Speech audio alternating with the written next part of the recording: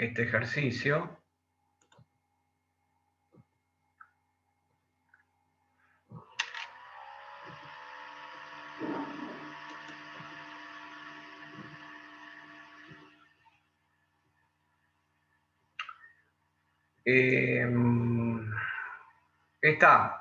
Lo puse a grabar yo, ya estoy grabando y lo voy a subir.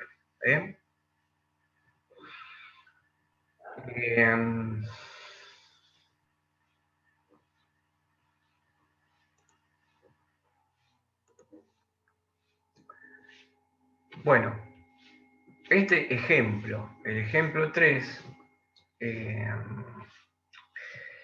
vamos a usar lo que resolvimos en el ejemplo 2, que resolvimos las dos impedancias en serie y le vamos a agregar una fuente de alimentación alterna. Y habíamos quedado acá, que yo marqué la corriente.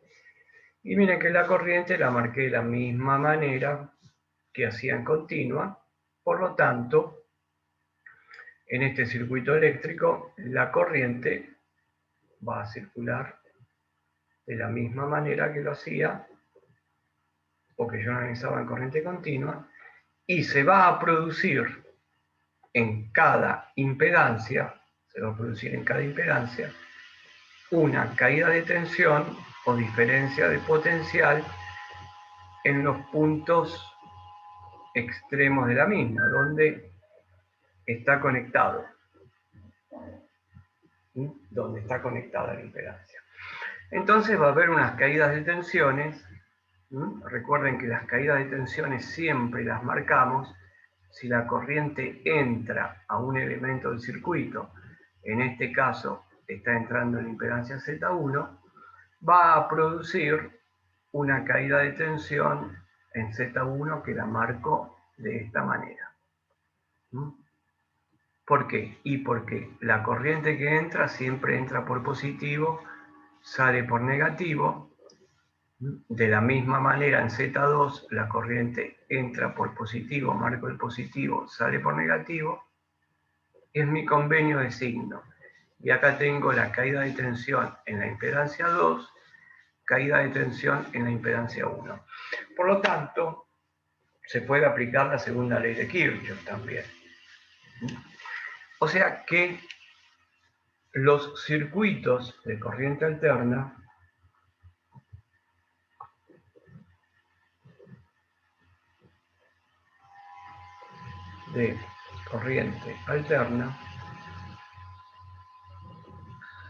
se resuelven usando la primera y segunda ley de Kirchhoff y la ley de Ohm.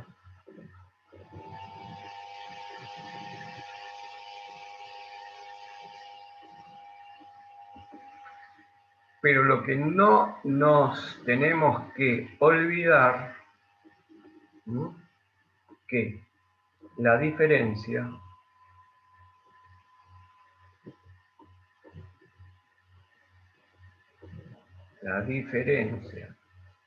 con la corriente continua radica en que en corriente alterna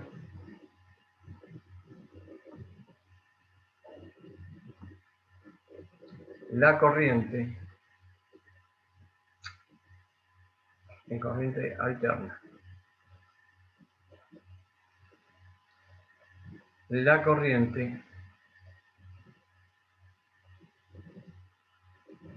la tensión,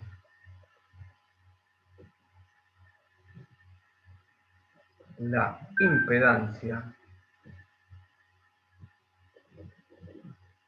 son vectores.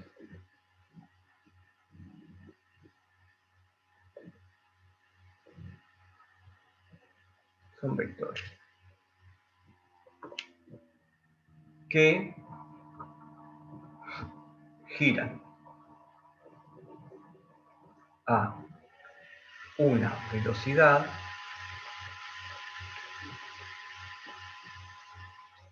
angular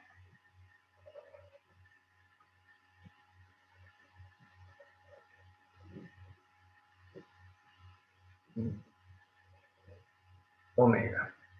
Bien, entonces, acá nos quedamos con esto. Nos quedamos que en corriente alterna se usa la segunda y primera ley de Kirchhoff y se usa la ley de Ohm. Pero tengo una diferencia con corriente continua. La diferencia está acá. Y nos quedamos así con esto.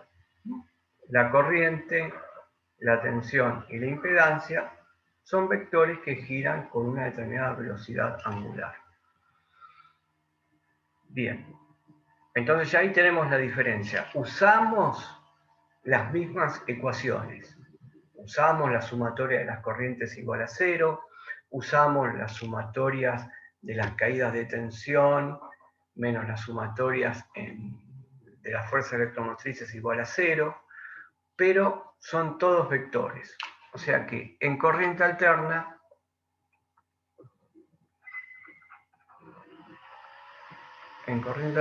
usamos para la corriente la tensión y la impedancia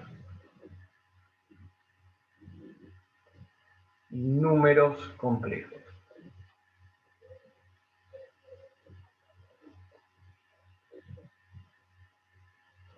O sea, en corriente alterna vamos a tener que trabajar sí o sí con números complejos. Bueno, nos quedamos con esto ahora, porque lo estamos aplicando a este ejemplo en particular para ver un poco por qué yo tengo que anotar acá la impedancia, porque tengo que anotar acá la impedancia de esta manera, de forma polar, si yo ya la tengo representada en forma rectangular o binómica. Entonces, vamos al ejemplo 3 nuevamente, donde hice estas aclaraciones, y yo marqué la corriente. Miren, marqué la corriente. Acá. Entonces, si nosotros vamos a este ejemplo, ¿qué es lo que vemos? Que Z1 y Z2 son datos. Z1 y Z2 son datos porque esto lo venimos arrastrando del ejemplo 2. En el ejemplo 2, nosotros decíamos que era este de acá donde tengo las dos impedancias conectadas en serie. Y a estas dos impedancias en serie le conecté una fuente de alimentación en alterna que está representada también por un número complejo. Y siempre las tensiones van a estar representadas por un número complejo. Entonces, si nosotros nos vamos unas clases atrás, las primeras cuando les dije la definición de impedancia, y yo les había puesto que Z, impedancia, o sea, la ley de Ohm para corriente alterna, y que Z es la tensión dividido la corriente, la tensión es un vector que se marca con una flecha y la corriente es un vector que se marca con una flecha. Eso lo pueden encontrar en algunos libros de textos, en algunos apuntes, pero como se da ya por entendido que cuando yo estoy en corriente alterna, estoy hablando de vectores, es muy probable que a veces no coloquemos la flecha arriba que está indicando que la tensión y la corriente es un vector. Pero siempre tenemos que estar presente que es un vector. ¿Por qué no se pone la flecha arriba a veces? Porque para no agregar más cosas en las fórmulas, ¿no? que puede entrar a confusión.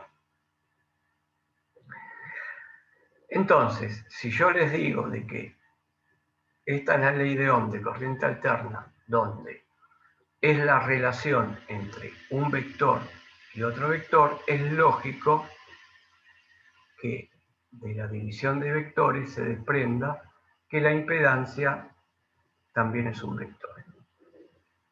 Por eso, cuando yo fui al ejemplo, vamos al ejemplo 2, en el ejemplo 2 o en el ejemplo 1, a la impedancia la marqué como un vector.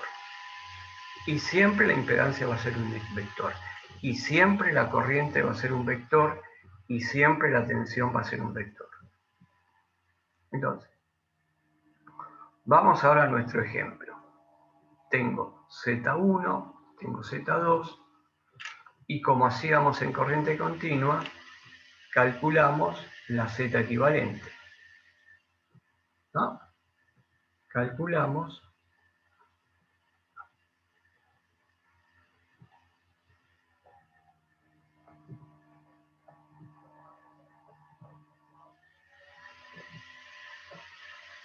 la Z equivalente, es Z1 más Z2, y el circuito resulta, ¿se acuerdan? Estamos simplificando, estoy simplificando el circuito. ¿Se acuerdan cómo hacían en continua? Tengo muchas resistencias, acá tengo muchas impedancias, las reduzco a una sola, y el circuito resulta con la Z equivalente, que ya la habíamos calculado en el ejemplo anterior, esta Z equivalente,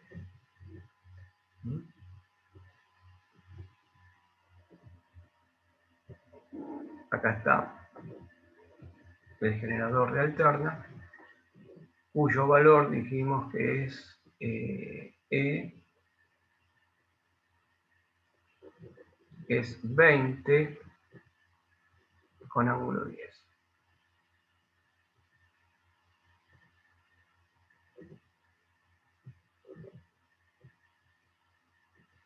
Y esto dijimos que son voltios.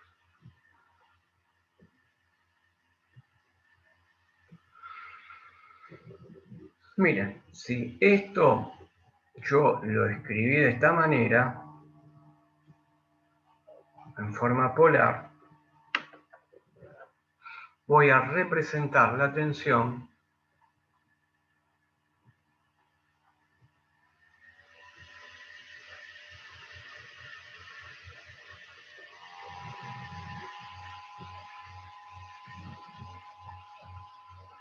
en el plano complejo.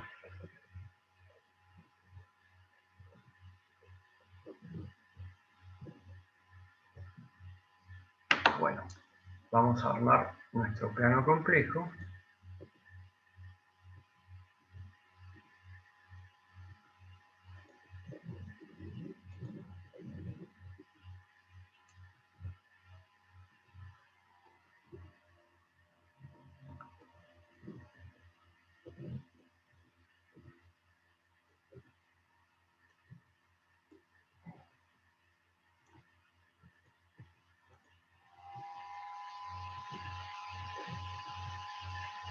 Tenemos acá los números imaginarios. Acá tenemos los números imaginarios negativos. Y acá tenemos los reales positivos. Y acá tengo los reales negativos. Yo les había dicho que las impedancias solamente van a estar en el primero y en el cuarto cuadrante representadas.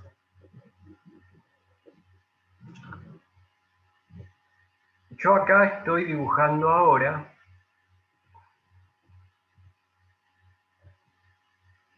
la tensión en el plano complejo. Y la tensión en el plano complejo puede estar en los 4 cuadrantes. La tensión en el plano complejo se puede ubicar en los 4 cuadrantes.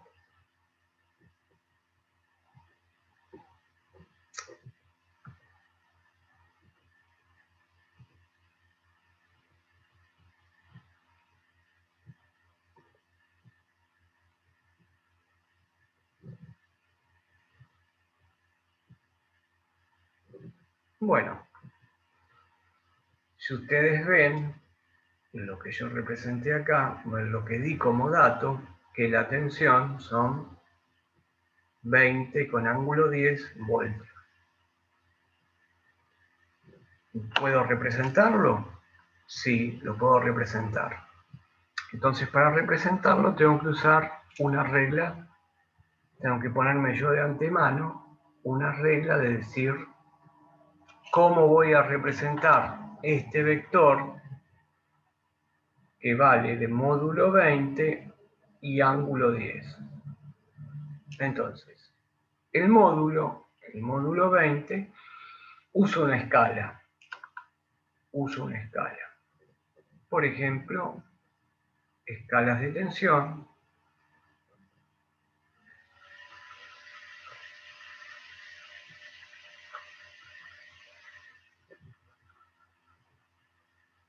Y digo, si tengo 20 voltios, puedo decir, no sé, se me ocurre 5 voltios, 1 centímetro.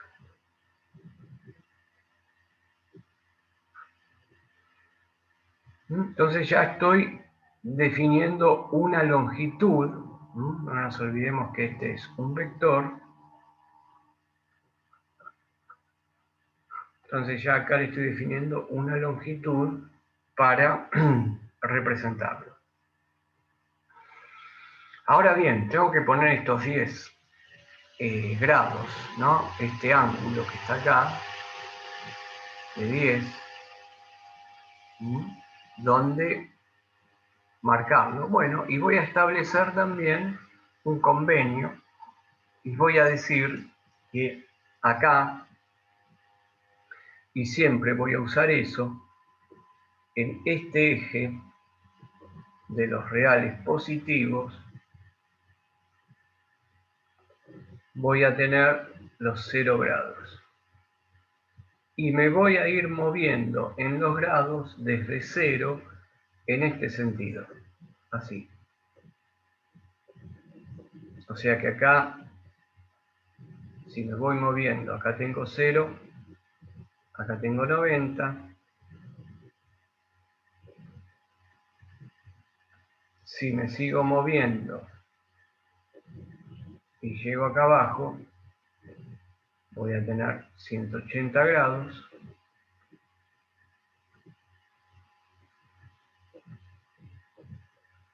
Si me sigo moviendo y voy hasta acá abajo, 270.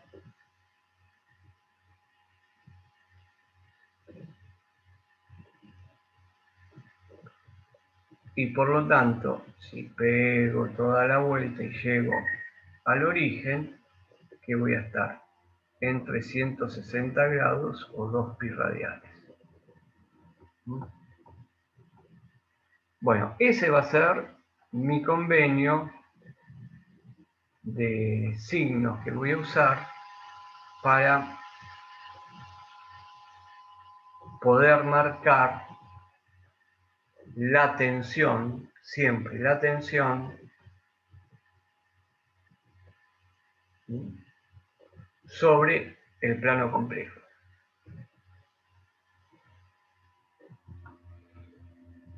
Entonces tengo que marcar 10 grados y voy a marcar más o menos esos 10 grados y los 20 voltios. Ustedes hagan bien en escala. No voy a poder marcarlo bien en escala yo, pero bueno, voy a hacer todo lo posible de poder marcar esta tensión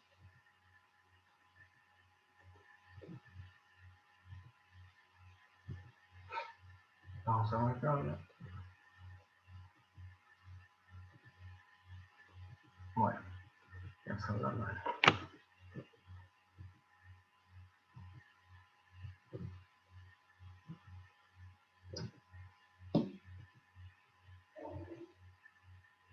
Sería, vamos a suponer que está todo en escala.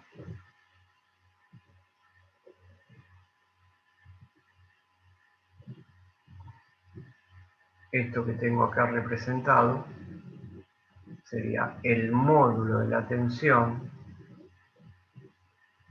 que vale 20 voltios, y acá tengo el ángulo que es 10 grados. Entonces, ustedes vean de que este vector que yo marqué en forma polar de la tensión también le corresponde su representación en coordenadas rectangulares o binómicas. Voy a tener esta parte de acá que va a estar representando la parte real de la tensión. Esto va a estar representando parte real de la tensión.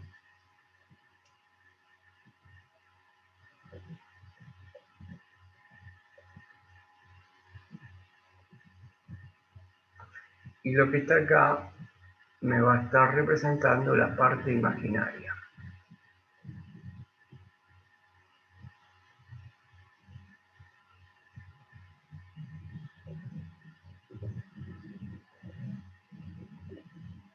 Bueno, ahí tengo representado eso.